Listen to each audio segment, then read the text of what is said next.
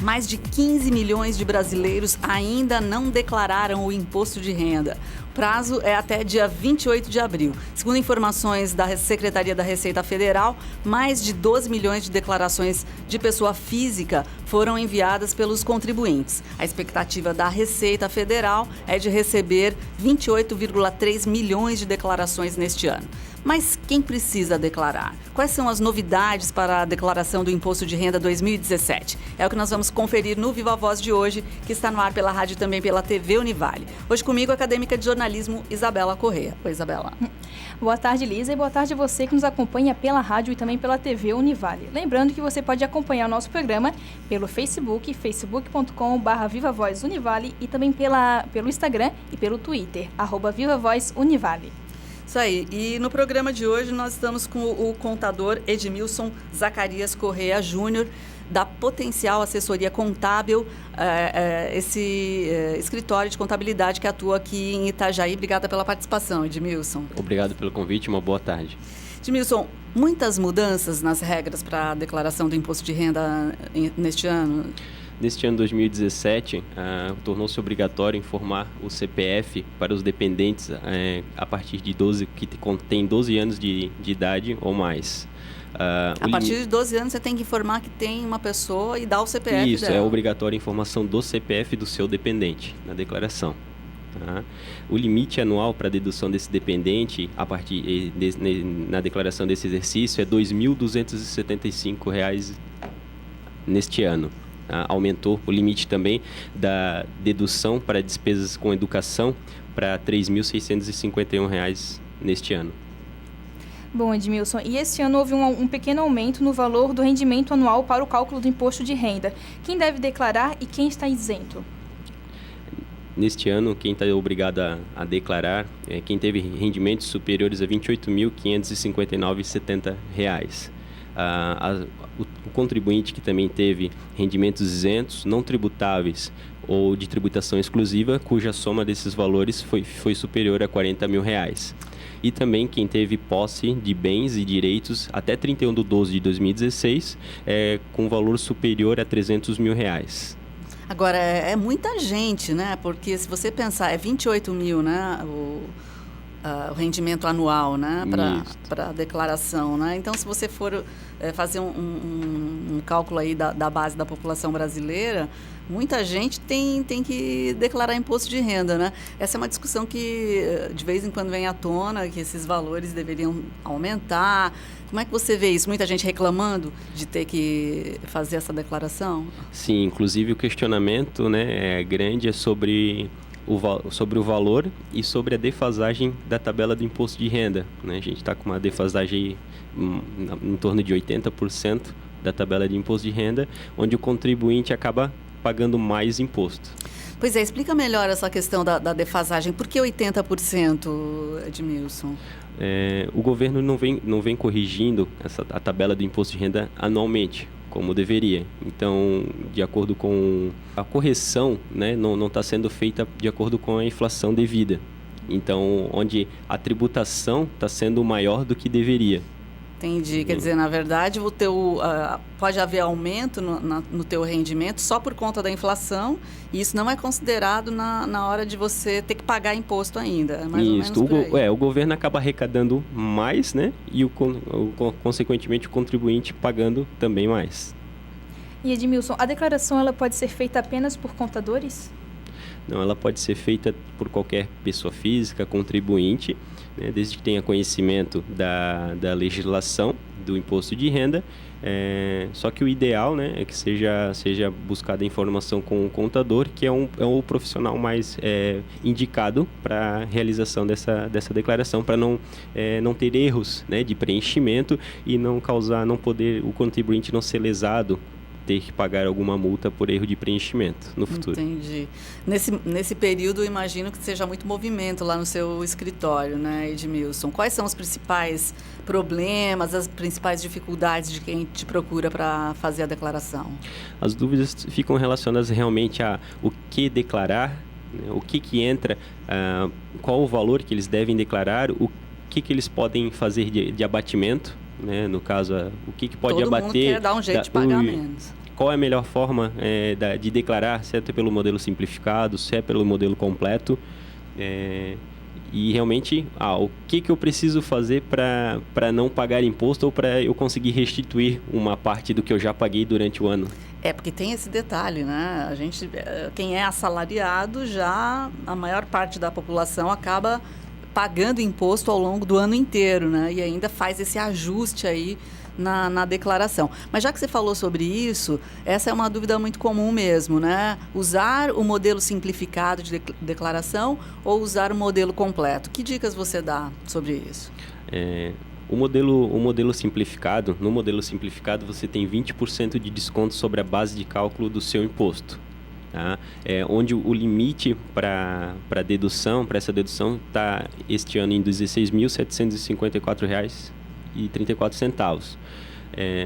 Para você fazer a declaração no modelo completo, onde você utiliza as deduções das despesas, como por exemplo de despesas médicas, despesas com plano de saúde, utiliza os dependentes para abater da sua base de cálculo do imposto, se o conjunto dessas despesas dedutíveis for maior do que esse valor de 16 mil, que é o limite da isenção, fica mais vantajoso o contribuinte optar pela declaração completa.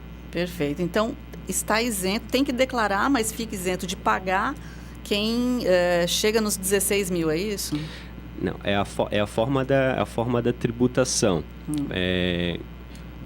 Para a tributação simplificada, você vai ter um desconto na base de cálculo, sua base de cálculo, de até 20%. Esse Perfeito. 20% ele é limitado a 16.700. Entendi. Para a sua base de cálculo. Sempre verificado qual a melhor forma, né, para o contribuinte.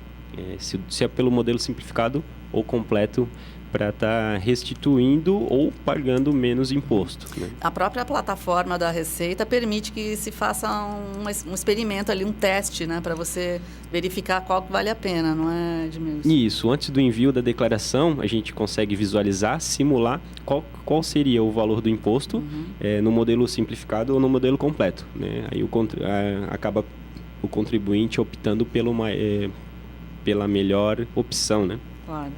E o preenchimento da declaração do imposto de renda em 2017 pode se tornar mais simples e rápido caso o contribuinte possua um certificado digital, mas custa entre R$ 164 a R$ 463, segundo informações do portal de notícias UOL. Qual que é a diferença entre as outras formas de declaração com essa, Edmilson? A utilização do certificado digital, ele traz, para quem já tem um certificado digital, né, tem uma opção que é um valor mais barato, que ele acaba sendo no valor de 1 ano, tem uma validade de 1 ano, ou a 3 anos, o certificado digital. Isso gera um custo aí para o contribuinte. A vantagem que ele tem em estar utilizando esse meio é que ele, na declaração dele, já vem com algumas informações pré-preenchidas, né, dados cadastrais e as informações que foram declaradas pela empresa onde ele trabalhou, pelos médicos, né, pelo médico e pelas empresas que prestaram serviço para ele. Então, esse certificado significa o quê? Que a Receita vai confiar mais nas informações que estão ali naquela declaração? Qual a diferença? Na realidade, é uma facilidade que o contribuinte tem em preencher, não precisar preencher para a questão de preenchimento e envio da declaração, que também pode ser feita através do programa gerador, que é o programa que você baixa e instala no seu computador, ou pelo aplicativo disponível para tablets e smartphones. São esses 3 meios que a Receita Federal disponibiliza. A questão do certificado digital está atrelada à facilidade em já importar as informações que a Receita já possui, oriunda das declarações que as empresas já prestaram para ela até o momento. Ok. Edmilson, agora, quem é que pode ser dependente para fins de imposto de renda? Podem ser dependentes o cônjuge, companheiro, filhos e dependentes até 21 anos de idade ou até 24 anos de idade se estiverem cursando o ensino superior ou o curso técnico. e mais de um dependente pode ser declarado numa declaração, um imposto de renda? Regra geral, o dependente só pode ser declarado apenas em uma declaração. Ele só pode ser informado apenas em uma declaração. Tá? Tem regras, tem algumas exceções, no caso que o dependente, no período, ele passou de dependente de um contribuinte para o outro. Nesse caso específico, ele pode ser informado nas duas declarações e o abatimento é o valor total. Só nesses casos, tem casos específicos para ele poder ser informado. Uhum. Mas é claro que a pessoa pode ter vários dependentes, né? Sim. Declarar vários dependentes. Agora, Edmilson, uma coisa interessante diz respeito à tributação da pensão alimentícia, né? Explica melhor como é que funciona isso. A pensão alimentícia, né, paga a pensão por determinação judicial. A pessoa que paga, ela lança na sua declaração e abate da base de cálculo do seu imposto de renda. Por outro lado, quem recebe essa pensão, ela precisa pagar o imposto de renda devido sobre a pensão recebida e também informá-la na sua declaração de ajuste anual. Que coisa, né? Uma curiosidade isso. E sempre foi assim? Sim, porque é um valor que é abatido, né, da base de cálculo do pessoa que paga e em contrapartida tem a pessoa que está recebendo, ela vai precisar reconhecer como um rendimento tributável. E além da pensão alimentícia fixada judicialmente, podem ser deduzidas as despesas médicas e com educação também? Também. Despesas médicas, odontológicas podem ser deduzidas da base de cálculo do imposto. Integrais, né? Os valores integrais. A parte de despesas médicas e odontológicas são ilimitadas. A parte com instrução, por exemplo, tem um limite de R$ 3.561 de forma individual. Por exemplo, o contribuinte que teve esse gasto, ele pode deduzir até o limite até esse limite e os seus dependentes também, de forma individual. Cada um deles pode utilizar nessa dedução de R$ 3.561. Isso também não me parece muito real, né? O que você pensa? Tem muita gente reclamando disso? É uma parcela, né, do gasto real que um contribuinte tem hoje com educação. A gente sabe que esse valor aí equivale dependendo dos casos, um mês, 6 meses, dependendo do tipo de instrução, né, que está inserida a pessoa, né, o seu filho, o seu enteado. Complicado. E os imóveis podem ser atualizados pelo valor de mercado, pelo valor venal? Como é que funciona? O lançamento de bens, né, imóveis e os bens e direitos devem ser lançados de acordo com o pagamento. Tá? Eles devem ser registrados pelo valor pago até o ano corrente, no caso 31/12/2016, e atualizados com os pagamentos que foram feitos nos anos seguintes. Eles não devem ser lançados com o valor de mercado ou atualizados de outra forma, a não ser o pagamento deste bem. Agora, outra coisa que eu acho que gera bastante dúvida é sobre bens adquiridos através de financiamentos, né? A pessoa declara o total do valor do bem, declara aquilo que já pagou, como é que funciona? O contribuinte deve declarar o valor pago até o período da declaração, até o período, no caso, base, 31/12/2016. Tá? O valor efetivamente pago. E o restante vai para a ficha de financiamentos, né? de financiamentos, empréstimos, e você lança lá como dívida. Tem que lançar também. Isso, precisa lançar a dívida e no valor do bem você lança só o valor pago até aquele momento.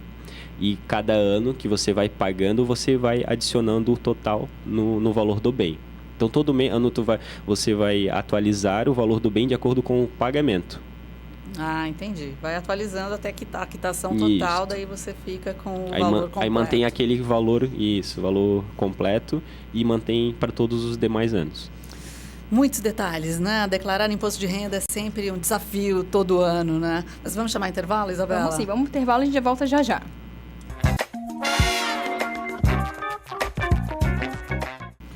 Isso aí, minha gente, estamos de volta conversando hoje com o contador Edmilson Zacarias Correia Júnior.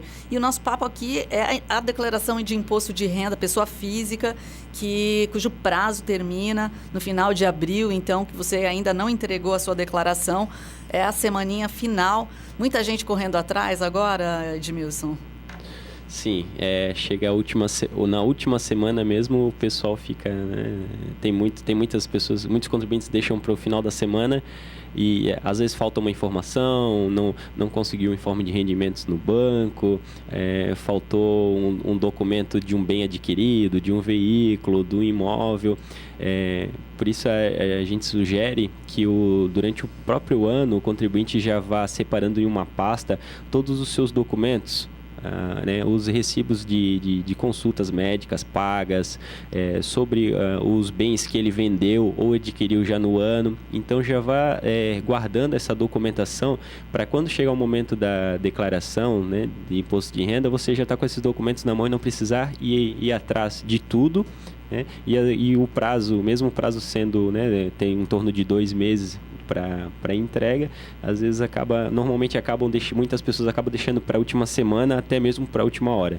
E o que a gente sempre ouve todos os anos é que por conta disso o sistema fica lento e fica difícil o envio. Você acha que vai acontecer coisas semelhantes ou a plataforma está mais ágil e está dando conta?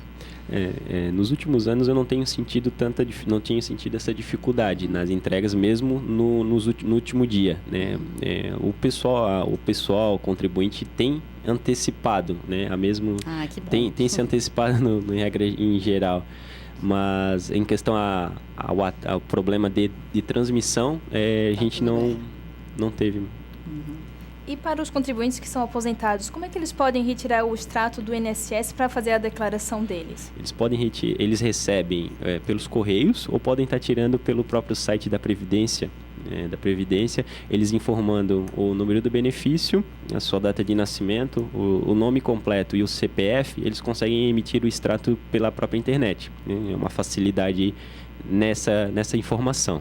E pelo correios, como é que funciona? O INSS ele envia para os contribuintes. Tem casos de contribuintes e clientes que não receberam esse informativo. Então eu emiti pelo próprio site, né? Busquei pelo número do benefício, informando a data de nascimento, nome e CPF, e eu consegui trazer esse extrato para o meu cliente. Bacana. Então, para quem não conseguiu receber por correio, é só acessar pelo online e já consegue retirar o extrato, é isso? Isso, tem essa facilidade. Legal. Agora, Edmilson, a gente falou de atrasos e tudo mais. Caso a pessoa perca realmente o prazo de entrega, né, dia 31, né? Dia 28, imagina. Dia 28. Não tem esse prazinho a mais, não. É dia 28, sexta-feira agora, né? Na próxima sexta. O que acontece?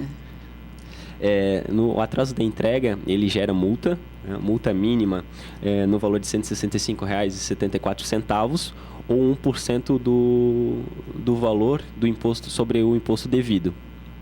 Então é importante não perder o prazo para não ter esse gasto desnecessário.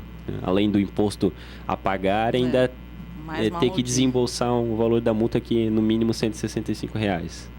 E as pessoas que têm assim valores a ser restituídos, quando que elas vão receber? Como é que funciona essa parte? O primeiro lote de restituição ele inicia em junho. Nesse ano, o dia 16 de junho vai ser liberado o primeiro lote para restituição do imposto de renda. Tem preferências, os aposentados e pessoas com doenças graves, eles têm preferência na restituição. E como é que funciona essa restituição? A pessoa pagou, fez a declaração e o governo fez uma contagem e sobrou? Como é que funciona exatamente? Depois que você faz a sua declaração, lançou todos os seus rendimentos e as despesas dedutíveis para o imposto de renda, você tem lá o valor residual, né, do imposto a pagar ou a restituir. Quando você envia a declaração, aí você informa a sua conta bancária, para poder estar, no caso de restituição, você está recebendo, ou no caso de imposto a pagar, você já tem a opção de estar debitando diretamente da sua conta. Edmilson, agora outra situação é assim, a pessoa fez a declaração, enviou, tudo bem, e aí descobriu antes do final do prazo um recibo, um documento que não foi protocolado ali na declaração. Ainda dá tempo de fazer alguma coisa? Sim, o contribuinte poderá estar fazendo a retificação da sua declaração e sem gerar ônus ou multa, né? E está incluindo esse valor do recibo ou outra informação que ele acabou esquecendo. Que bom. Então, tem muita gente que faz isso? É comum? Não é muito comum, né? Não é muito comum. Normalmente, no caso dos meus clientes, eles passam toda a documentação, eu confiro com eles e a gente não faz o fechamento. Dificilmente a gente precisa fazer uma retificação. E existe casos de pessoas que colocaram um valor errado e receberam uma multa por ter colocado esse número errado, esse valor? Quando você informa principalmente a parte de tributação, dos rendimentos tributáveis, se você informa um valor diferente do que a fonte pagadora informou, você vai ser notificado, você cai na malha fina e vai ser notificado pela Receita Federal. Mas você pode estar fazendo o acompanhamento pelo site, com o número do recibo da sua declaração e está retificando o quanto antes essa informação, né? Aliás, a malha fina, né, esse termo que se popularizou aí, é o temor, né, do contribuinte, maior temor. O que leva a você cair na malha fina?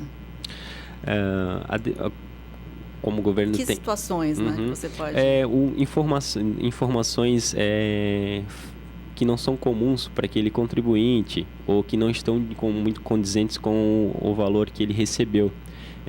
Despesas médicas elevadas, um volume grande de despesas dedutíveis que aquele contribuinte não havia tido, né? Não costuma ter. E em determinado período ele teve. Então ele gera acaba uma suspeita. Gera uma suspeita e ele pode estar caindo na malha fina ou realmente por erro de preenchimento, né, no seu rendimento tributável, tanto por parte do contribuinte ou por parte da empresa, né? Porque as empresas, pessoas jurídicas, eles emitem a DIRF, que é onde eles informam os rendimentos pagos aos funcionários, aos terceiros. É um dos meios que é confrontado com a declaração de imposto de renda da pessoa física. Ok. Agora, existem rendimentos não tributáveis? Sim, tem os rendimentos isentos e não tributáveis, são aqueles rendimentos recebidos através de rescisão contratual, pagos em rescisão contratual, o recebimento do fundo de garantia, e para aposentados com 65 anos ou mais, né, que receberam rendimentos, ele tem um limite de R$ 24.751 para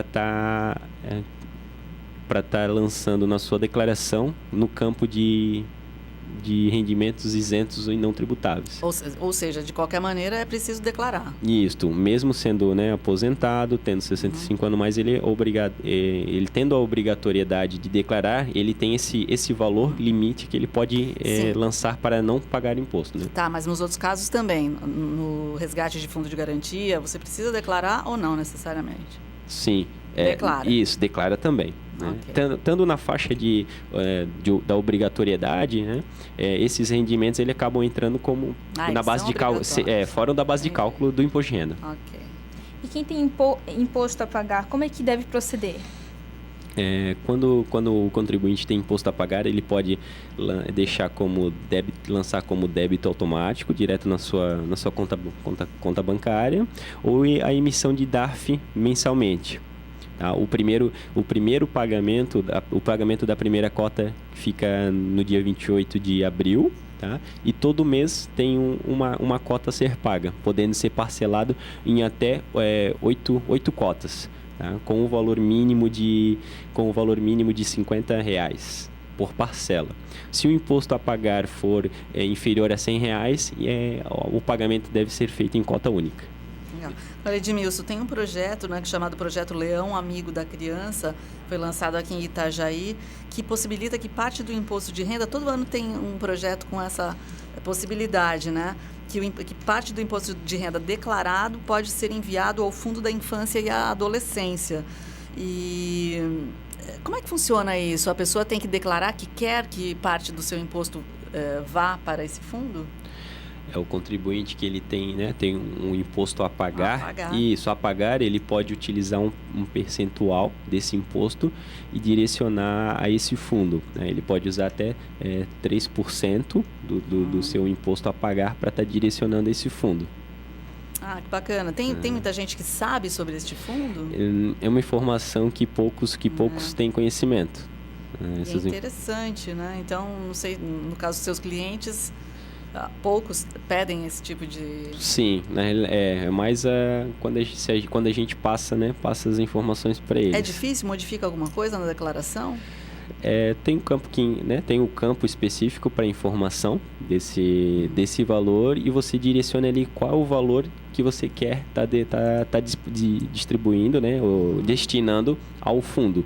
E daí o recolhimento você faz com o DARF num código específico, separadamente do seu imposto a pagar.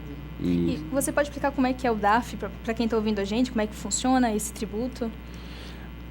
No momento que você fecha a declaração, vai pagar e vai fazer o pagamento do seu imposto de renda, quando você declara lá que você quer destinar uma parte para esse fundo, a emissão do documento para recolhimento sai de forma separada. Sai de forma separada. Então, o imposto, né, que vai para a Receita é um DARF e sai um DARF com código específico para esse fundo. Legal. Edmilson, muitos detalhes, né? E, enfim, você quer dar uma última dica para quem está nos ouvindo, nos acompanhando aqui no programa? Eu sugiro não deixar para a última hora a declaração e sempre separar a sua documentação já durante o próprio ano, para que no ano seguinte você já tenha todas as informações, a documentação na mão, né, para não precisar ficar indo atrás dessas informações no ano seguinte, próximo da entrega. Perfeito. Edmilson, muito obrigado, então. A gente conversou com o Edmilson Zacarias Correia Júnior, da Potencial Assessoria Contábil, empresa que atua aqui em Itajaí. Muito obrigada. Fechamos por aqui, então, Isabela? Fechamos. Obrigada a você que nos acompanhou e até o próximo Viva Voz. Suas ideias em alto e bom som.